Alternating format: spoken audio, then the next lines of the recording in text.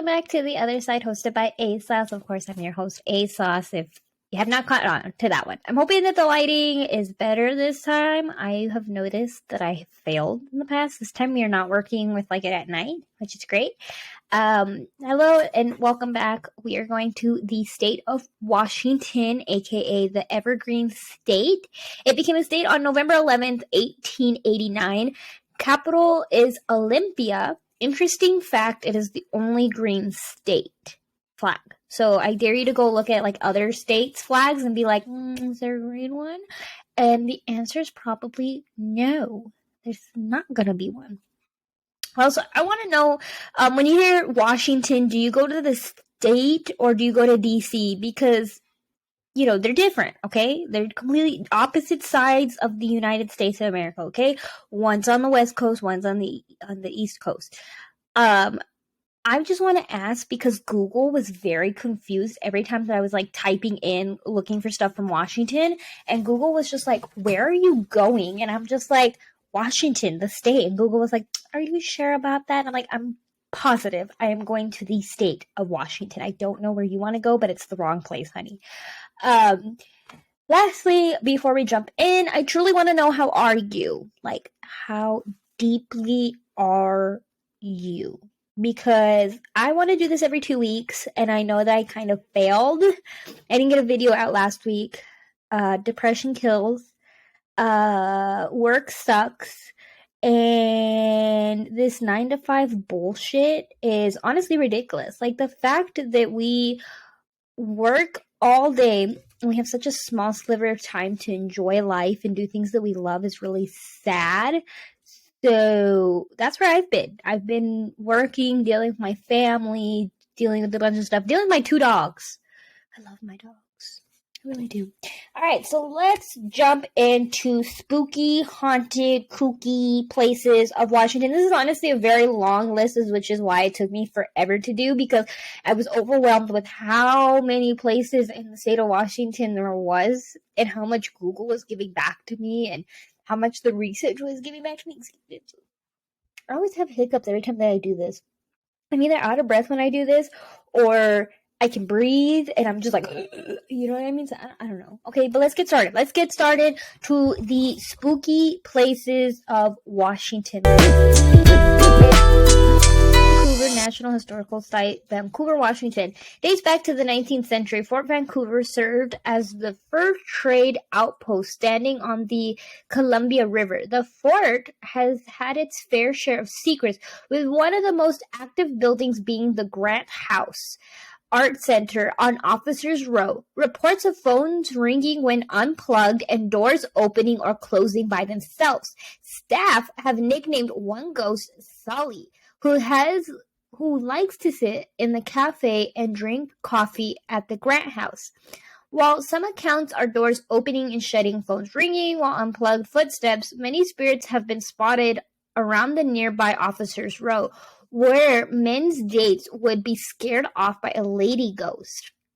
Lastly, during tours, they will stop at the old hospital where they express soldiers would come back from the Philippines Wars to be treated. Guests would be recording and find that their fully charged batteries would die quickly. The morgue got turned into a library. Now let's pause. The library was the old morgue. How do you think that works? You're reading a book and a ghost just pops out and you're just like, well, it was the morgue. I wonder if it still smells. That's a definite sidebar. Which guests report hearing whispers, which, again, what do you expect when trying to read where dead bodies once were? And we're going to leave it on that note. And now we are going to go to the next place, oh my god, I hit the table. The next place is a crazy, crazy story and a crazy place. So just stay with me, okay? Stay with me on the journey. We're going on a journey. Operated by a husband and wife named Linda and Sam Hazard, the couple used strange treatment methods on patients such as starvation. The sad part is that many people stated that the community is quiet, peaceful, and beautiful. In the 1900s, Linda Buford created a health sanitarium called Wilderness Heights with no medical degree, yet was licensed to practice medicine through a loophole from her grandfather with the practitioners of alternative medication.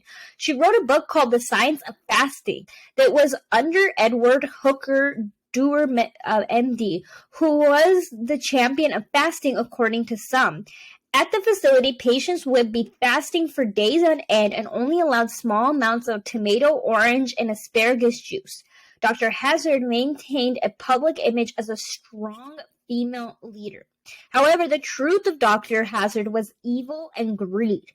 For example, in 1911, two wealthy British heiresses, Doris and Claire Williamson, came to the Ola for treatment. The two starved to death, weighing in at 50 pounds at the time of their death. The worst part is, in my opinion, is that Linda tried to convince Claire's sister, Dora, that she was insane and needed to stay longer. Their jewelry began to mysteriously disappear, making its ways into the hands of Linda, who would sell it for profit. Reports broke on the news of the death of the heiresses, and suspicion grew when the list of deceased patients got traced back to Linda's Wilderness Heights treatment center. The methods left many people dead, and the bodies were incinerated within the sanitarium to cover up the mistreatment. Eventually, Linda was convicted of manslaughter and was sent to prison. Linda did not give up, however. After serving only 8 years for manslaughter, she went back to Ola, built a sanitarium, and went on with life. She did not kill no one else, however, that's what reports say. However, the building burnt down in 1935, and she died in 1938 while attempting the fasting cure on herself. Karma. The building, the incinerator, remain today, along with the spirits of former ghosts who roam the halls. So, she really only served 8 years for manslaughter, mistreatment, medical malpractice. Think about that for a second. All right. Our next place is Tacoma, Old City Hall in Tacoma, Washington. In the 19th century, Tacoma was a thriving seaport with entrepreneurs bringing in opportunities from the Midwest and the East Coast. The old Tacoma City Hall was built in 1893. It costed $250,000, but that is $7.4 million today. Inflation. From 1893 to 1957, the hall served as the center of the city's government, holding city jail, law office, public libraries, and headquarters of the government office. Since the mid-17th century, the reports of hauntings have been pouring in. In 1974, the police were called to the old building on several occasions for disturbances such as lights going off and on, noises coming from inside the building, fire alarms sounding off, and the alarms being triggered. Now, the reports on the alarm being triggered are as if someone is breaking in, but the police could find no evidence that anyone was inside the building.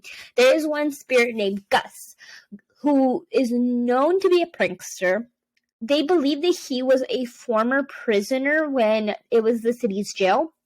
Gus likes to mess with the lights, lock employees out of their office, and Gus also will lead security and police officers on a wild chase, making them believe that there is an intruder in the building. The building has been left vacant since 1950 and has been restored into its former glory. All right, let's move past Gus, the crazy ghost. University Heights, Seattle. University Heights was built in 1902 to accommodate the growing community around the Port Bay. From a farmer's market to a theater to a Japanese language school, has also been home to poltergeists of children who went to the school many decades ago. Many claim to see the apparition of children running through the halls, playing out in the courtyard with laughter echoing throughout. There is one ghost known as Brian. The sad story about Brian was he was locked in the closet after misbehaving, and his teacher had enough of him. So the teacher locked him in there, forgot about him, and then this was Friday. So she locked him in on Friday, left him over the weekend in that closet. Monday, came back to find him curled up in a ball in the corner of the closet, dead. His ghost has been seen, and when you enter the classroom, you feel an intense dread. And honestly, that is sad. Like, I'm an educator, and yes, sometimes these kids' misbehavior is out of control, and, there's ways to deal with it. And the fact that she just locked him in the closet, forgot about him, and left him dead, I really wonder if she got any punishment for that or anything like that. Move on. Brian haunts that place, and respectfully so. Next, this is still Seattle. We're going to stay in Seattle for a while. Seattle's kind of really haunted, and I really want to go to Seattle one day. I'm hoping. I want to travel. I really do. Like, I don't want to die and just live a boring life. Like, it's not working for me, honestly, right now. Whiteman Massacre National Historic Site, Whiteman and Nakarsa Pinsons are two popular names in the Pacific Northwest, in part to being missionaries, teachers, physicians, and ministers who settled in the territory of the Caucasus and Nez Perce tribes. In 1847, a conflict occurred between the missionaries and the tribal groups, and it grew to an all-time height due to the influx of settlers on tribal territory who brought diseases. Marcus treated both Americans and natives. However, more than half of the Caucasus tribes died. In Native American culture, the medicine man was to blame for the deaths. In despair, tribal members ambushed settlers at the mission and killing both Marcus and Narcissa, which, along with other people. What followed was a 7-year war that made only the conflict between tribal sovereignty and American settlers worse. While visitors come to the historical events, other claims are to hear hooves of horses in the area. It has also been said that other paranormal experiences, making it a hot spot for the haunted and the paranormal. Now, listen, I'm on the side of indigenous tribes. Hear me out on this. You need to understand that many tribes were fine without settlers. They did not have many diseases or illnesses, or what they did have here, they were accustomed to it. They were like, we're fine, whatever. When you brought in those settlers and you brought in unknown things, and you were trying to take land away from indigenous people, to them, they believed that you had bad intentions in your heart. They didn't trust you. They didn't want to trust you. And for good reason. Again, you were trying to take their land. So when more than half of their population died from diseases and you were treating them, you have to understand what they were thinking in their head. They were like, I don't trust you. Like, you're trying to kill us off so that you can have our land. So while it probably wasn't good to murder a lot of people, I kind of understand the anger and the frustration. Alright, so our next place in Seattle is a twofer, okay? Because the Pike Place Market, okay? Stay with me, okay? We're going to connect the dots. We got a little whiteboard and we're doing everything. Okay, stay with me.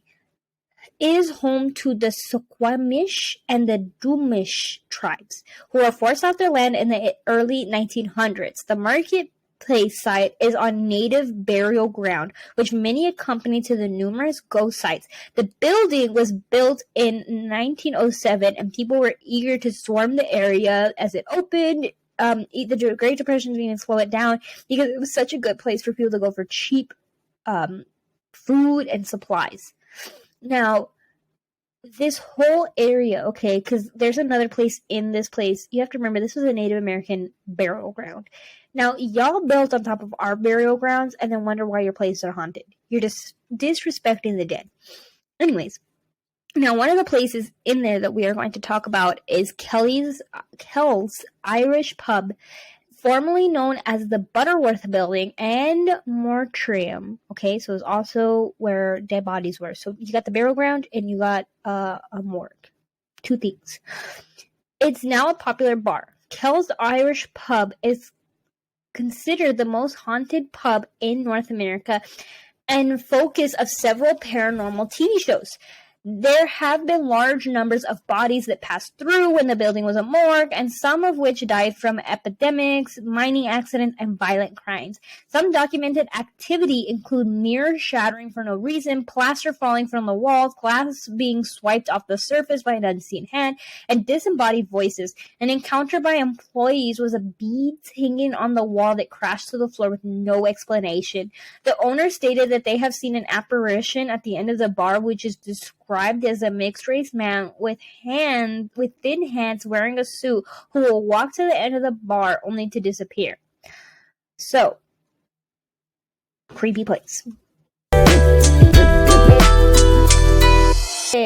Alright, next place we're going to is the Oxford Saloon in Sanush, Washington. It was built in the 1900s. Shocker. It has gained a reputation as a top haunted location in the state of Washington, seeing its fair share of renovations and violence. One spot is the basement and the other being the men's card room. A documented murder is of a policeman, Henry, who was a regular at the saloon and worked as a bouncer on those off days. Henry still haunts the saloon along the basement stairs and is known for pinching women in the ladies' room. Another ghost name is Kathleen, another is an older woman in purple, and lastly there's Amelia, who was forced into prostitution and found dead in a closet. You can understand why it's haunted. Alright. Next, we are going to Monte Cristo Ghost Town. Once a mining town in the 1890s, it is an isolated area nestled in the mountains that would deliver lead, silver, ore. By 1893, it was a booming mine. However, after fires, floods had taken out buildings, salt production stalled, and once winter hit, the town became inaccessible and left abandoned. Today, it's only accessible by foot, and it's really eerie. It's a very good spooky adventure if you want to try to climb that and go look for it, but just know that it is kind of hard to access the area, which is definitely why it was left abandoned. Super creepy, super scary. I wonder how much like haunted activity it is. I just feel like it gives off creepy vibes for the most part. Next, we're going to Historic Everett Theater in Everett, Washington. Everett, a historic mill town, which means factory town, saw the opening of the historic Everett Theater in 1901, hosted big names of the early 20th century such as Marx Brothers, Betty Arbuckle, and George Cahoon. During the 1993 renovation, supernatural reports began to ramp up, with one staff member being on their way out when the door refused to open, and the more forced, the more resistance there would be. Finally, when the door released, it hit the chest and knocked the employee on the floor. Whoever the spirit resides in the projection room, with witnessing sweaters lift off the floor with nothing there, there's a feeling of being watched and apparitions of a man looking through the projection window. Now, renovations always amp up activity and always really make it to where, you know, a building might not be haunted, but then you renovate it and change the area, and then you start thinking up things that were just dormant. So always be careful with this. All right, so this one you're gonna have to stay with me on. We are going to the Northern State Mental Hospital in Serduwuli, Washington. Okay? Let's stay with each other here. In the 1900s, Washington's two insane asylums were starting to be overcrowded. To combat this, they built the Northern State Mental Hospital to ease the strain on the system. At one point, it had 2,000 patients, with the largest percentage of patients dying in the building from various causes such as natural death, physical labor, electroshock therapy treatment, botched lobotomies, complications from sterilization, and murder. But do know that it was touted as being one of the good mental hospitals, and patients were treated with kindness. Two things besides the therapy: patients were drugged, and most patients weren't actually mentally ill, just down on their luck, suffering from most common things such as depression, postmenopausal syndrome, or alcoholism. All right, I got 3 side notes for you. Side note 1: asylums are such a dark stain on American history, and when people go, why care about mental health? It's like, let's go back an era where depression got you locked up, when people couldn't express themselves freely and everyone was expected to act in society's norms, because if not, you were straight to the loony bin. And imagine how many people got sent there not of their free will, because people who need help and people who were counted as crazy for feeling sad kind of collided.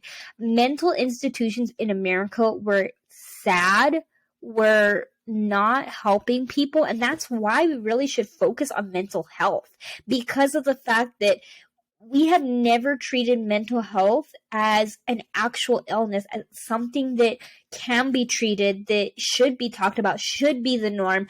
People who have depression and anxiety or any other mental illness often feel so silent and so small because of the way that mental health has been treated for decades. I mean, look at these mental health institutions. They were asylums, they were prisons, they were mistreating people. So that brings me to my side note number 2.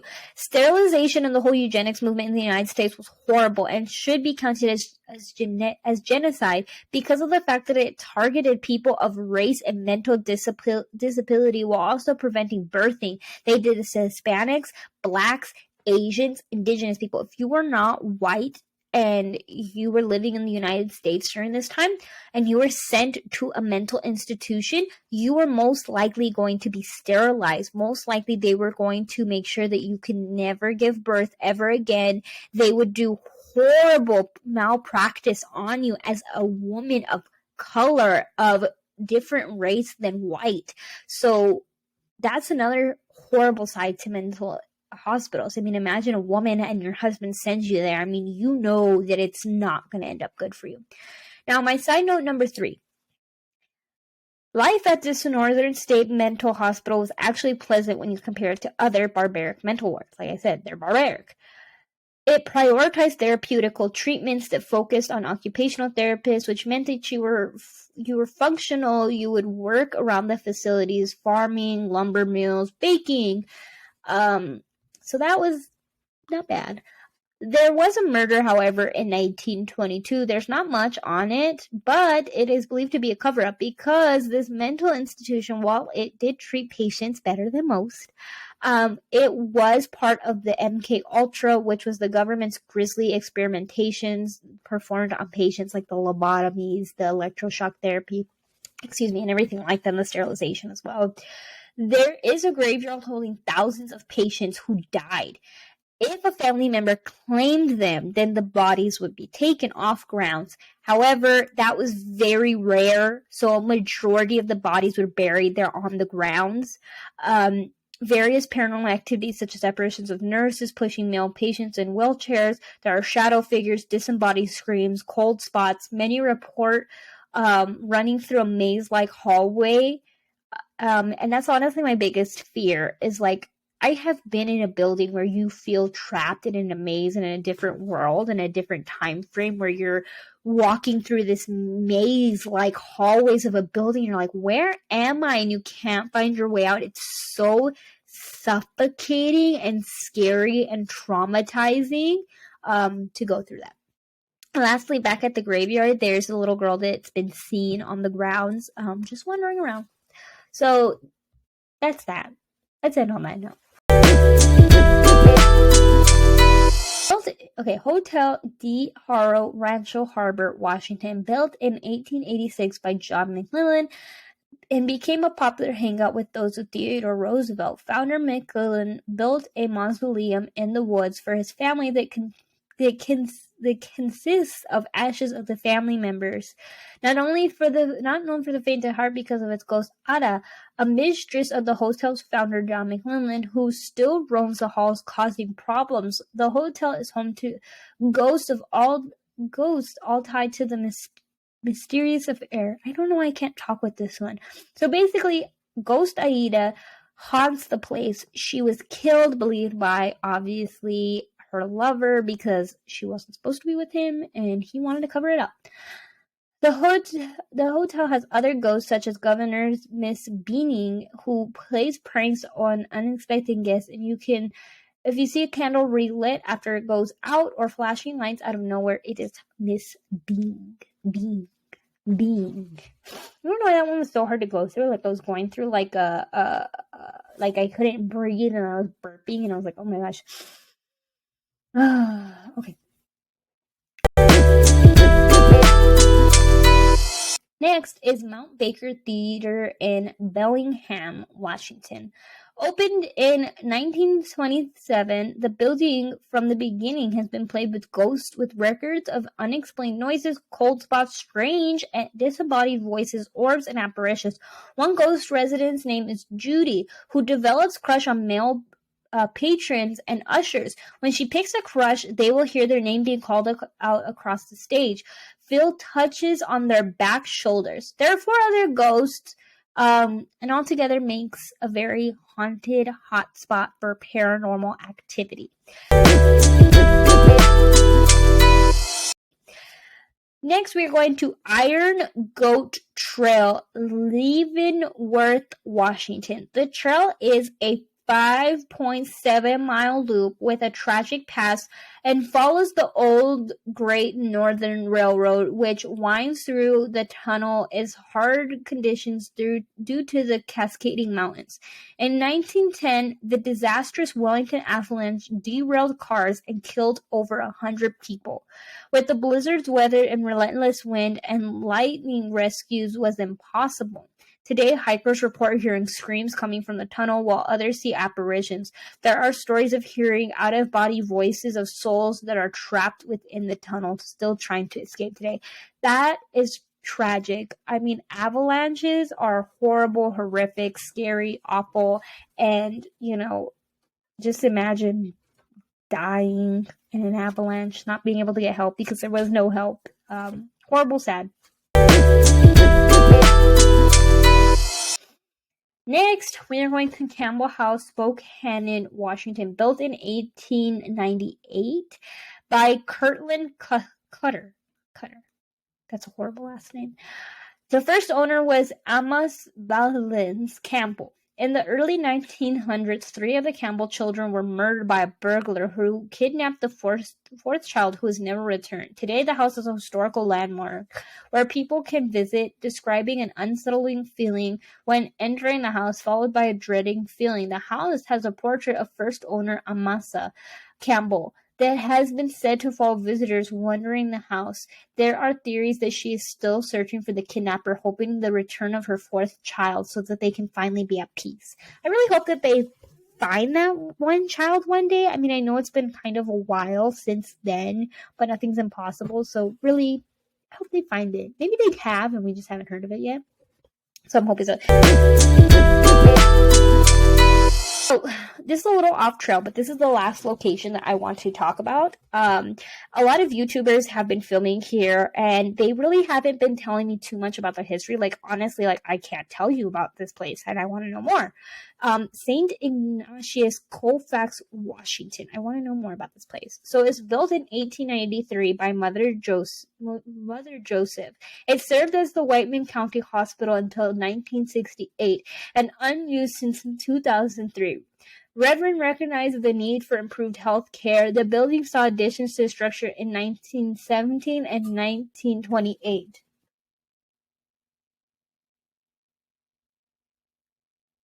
Okay, that was creepy. Like, you guys heard, my blinds, get touched, right? Like, both of my dogs are, asleep on their bed. Okay, let's move on. This is why you don't do paranormal stuff or haunted stuff, because things follow you all the time. And I have plenty of things that have followed me, even though I pray, I do holy water, I do smudging ceremonies because I'm indigenous. And I try so hard to clean out everything. I still have things. That was really creepy. One time I caught an orb. I don't know if you guys saw one of my videos. I caught an orb while I was doing spooky videos, and I was like, maybe I shouldn't be doing this in the dark anymore. But anyways, okay, so back to St. Ignatius. The hospital opened a nurse dormitory in 1936. However, with the building relying on donations with no government assistance, it was hard for the necessary upgrades to be made to the building. It closed in 1964, making the way for an assorted living facility, and it closed by 2000. The building was neglected and left in poor condition, with it being listed on the Historical Preservation for Most Endangered watch list. And you know what? Buildings have rights. And I'm glad that they got put on that list and they're getting the justice that they deserve. Now, there is one reported death in the building in 1893 when F.E. Martin was crushed to death by 2 rail cars. Today, there are reports of ghost patients roaming the halls, and despite the reports of hauntings, there is still work on salvation for the building. There are ghost tours during the October month, so definitely check that out during the October month. So I hope you enjoyed the state of Washington. I do not know where we're going to go next week. Well, in 2 weeks. I'm thinking of doing Atlanta because I'm going to be going to Atlanta. And I'm going to go on a ghost tour. So I might see if I can record it and like show you guys a really cool ghost tour in Atlanta. I'm going to cross my fingers. Or I'm just going to record in the hotel and I'll just tell you guys a little bit about Georgia and everything like that because I'm going to Georgia soon. So I'm really excited. But thank you so much for hanging out with me. If nobody's watching this, I just enjoy doing this so much. It gives my mind ease and happiness. So I hope you have a very wonderful week, a very happy March or whatever month you're watching this in. This has been your host, ASOS. Have a very, very beautiful and very happy day.